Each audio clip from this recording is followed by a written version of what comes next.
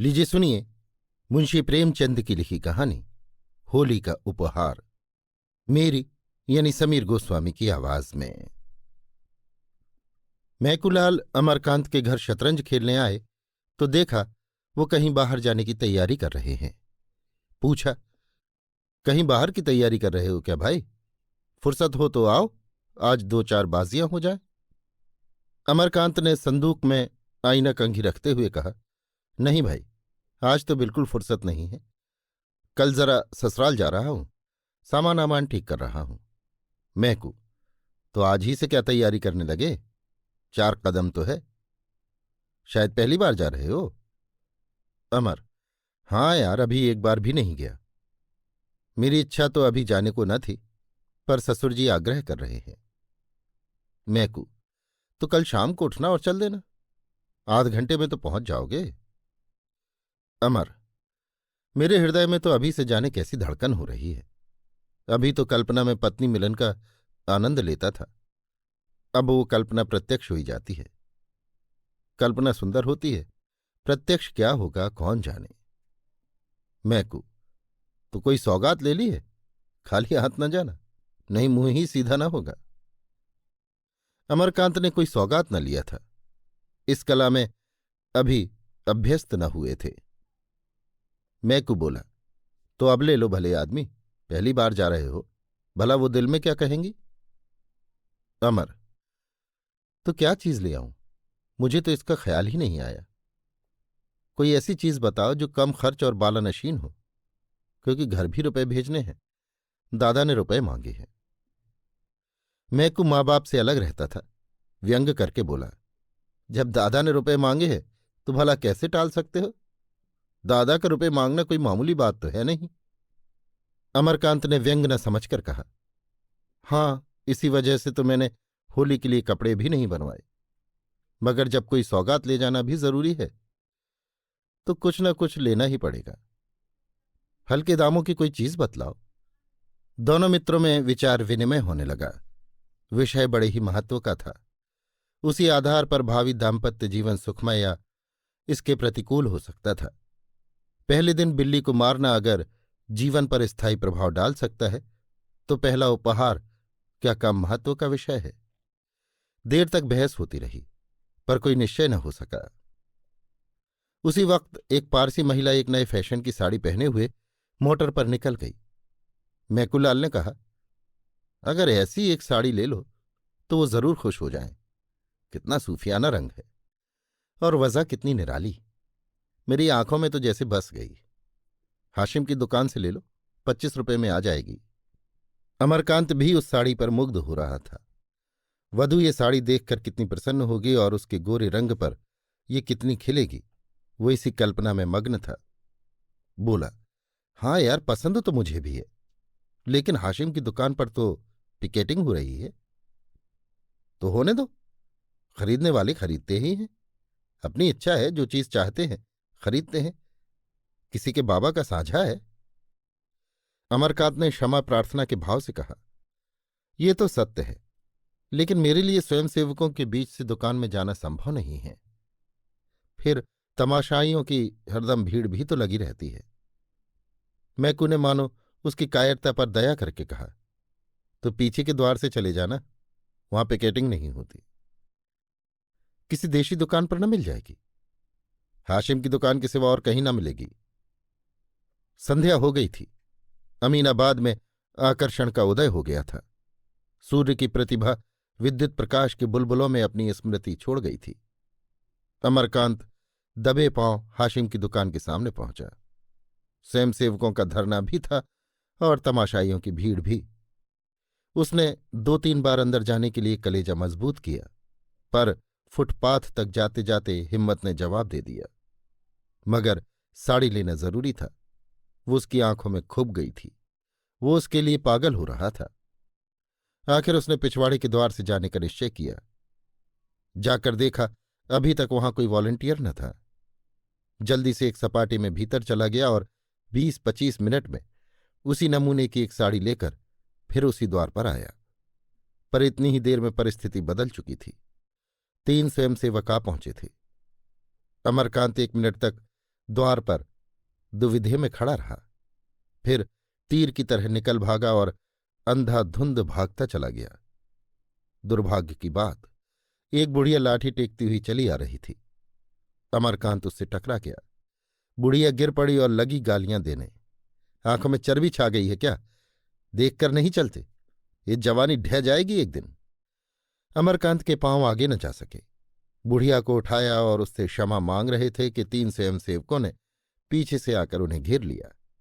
एक स्वयंसेवक ने साड़ी के पैकेट पर हाथ रखते हुए कहा, बिल्लाती कपड़ा ले जाए का हुक्म नहीं ना? बुलाई थे तो सुनत ना ही हो। दूसरा बोला, आप तो ऐसे भागे जैसे कोई चोर भागे। तीसरा, हजारन मनई पकड़ पकड़ के जेल में भरा जाता है। देश में आग लगी है और इनका मन बिल्लाती माल से नहीं भरा।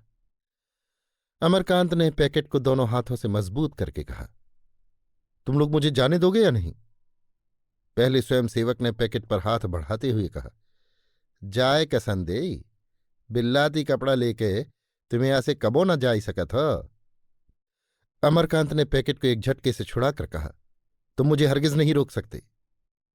उन्होंने कदम आगे बढ़ाया, मगर 2 स्वयंसेवक तुरंत उसके सामने लेट गए।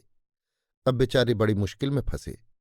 जिस विपत्ति से बचना चाहते थे वो जबरदस्ती गले पड़ गई। 1 मिनट में 20 आदमी जमा हो गए। चारों तरफ से उन पर टिप्पणियां होने लगीं। कोई जेंटलमैन मालूम होते हैं, ये लोग अपने को शिक्षित कहते हैं। छी, इस दुकान पर रोज 10-5 आदमी गिरफ्तार होते हैं, पर आपको इसकी क्या परवाह? कपड़ा छीन लो और कह दो जाकर पुलिस में रपट करें। बेचारे बेड़ियां सी पहने खड़े थे। कैसे गला छूटे इसका कोई उपाय न सूझता था। मैकुलाल पर क्रोध आ रहा था कि उसी ने ये रोग उनके सिर मढ़ा। उन्हें तो किसी सौगात की फिक्र न थी। आए वहां से कि सौगात ले लो। कुछ देर तक लोग टिप्पणियां ही करते रहे। फिर छीन झपट शुरू हुई। किसी ने सिर से टोपी उड़ा दी। उसकी तरफ लपके तो एक ने साड़ी का पैकेट हाथ से छीन लिया। फिर वो हाथों हाथ गायब हो गई। अमरकांत ने बिगड़कर कहा, मैं पुलिस में रिपोर्ट करता हूं। एक आदमी ने कहा, हाँ हाँ जरूर जाओ और हम सभी को फांसी चढ़वा दो। सहसा एक युवती खद्दर की साड़ी पहने एक थैला लिए आ निकली। यहां ये हुड़दंग देखकर बोली, क्या मामला है? तुम लोग क्यों इस भले आदमी को दिख कर रहे हो? अमरकांत की जान में जान आई। उसके पास जाकर फरियाद करने लगे, ये लोग मेरे कपड़े छीनकर भाग गए हैं और उन्हें गायब कर दिया। मैं इसे डाका कहता हूं, ये चोरी है। इसे मैं न सत्याग्रह कहता हूं न देश प्रेम। युवती ने दिलासा दिया, घबराइए नहीं, आपके कपड़े मिल जाएंगे। होंगे तो इन्हीं लोगों के पास। कैसे कपड़े थे? एक स्वयंसेवक बोला, बहन जी, इन्होंने हाशिम की दुकान से कपड़े लिए हैं। युवती, किसी की दुकान से लिए हो? तुम्हें उनके हाथ से कपड़ा छीनने का कोई अधिकार नहीं है। आपके कपड़े वापस ला दो। किसके पास है? एक क्षण में अमरकांत की साड़ी जैसे हाथों हाथ गई थी वैसे ही हाथों हाथ वापस आ गई। जरा देर में भीड़ भी गायब हो गई। स्वयंसेवक भी चले गए। अमरकांत ने युवती को धन्यवाद देते हुए कहा, आप इस समय न आई होती तो इन लोगों ने धोती तो गायब कर ही दी थी। शायद मेरी खबर भी लेते। युवती ने सरल भर्त्सना के भाव से कहा, जनसंपत्ति का लिहाज सभी को करना पड़ता है, मगर आपने इस दुकान से कपड़े लिए ही क्यों? जब आप देख रहे हैं कि वहां हमारे ऊपर कितना अत्याचार हो रहा है, फिर भी आप न माने? जो लोग समझकर भी नहीं समझते उन्हें कैसे कोई समझाए? अमरकांत इस समय लज्जित हो गए और अपने मित्रों में बैठकर वे जो स्वेच्छा के राग अलापा करते थे वो भूल गए। बोले, मैंने अपने लिए नहीं खरीदे हैं, एक महिला की फरमाइश थी, इसलिए मजबूर था। उन महिला को आपने समझाया नहीं? आप समझाती तो शायद समझ पाती, मेरे समझाने से तो ना समझी। कभी अवसर मिला तो जरूर समझाने की चेष्टा करूंगी। पुरुषों की नकेल महिलाओं के हाथ में है। आप किस मोहल्ले में रहते हैं? सादतगंज में। शुभ नाम? अमरकांत। युवती ने तुरंत जरा सा घूंघट खींच लिया और सिर झुकाकर संकोच और स्नेह से सने स्वर में बोली, आपकी पत्नी तो आपके घर में नहीं है, उसने फरमाइश कैसे की? अमरकांत ने चकित होकर पूछा, आप किस मोहल्ले में रहती हैं? घसियारी मंडी। आपका नाम सुखदा देवी तो नहीं है? हो सकता है, इस नाम की कई स्त्रियां हैं। आपके पिता का नाम ज्वाला दत्त जी है? उस नाम के भी कई आदमी हो सकते हैं। अमरकांत ने जेब से दिया सलाई निकाली और वहीं सुखदा के सामने उस साड़ी को जला दिया।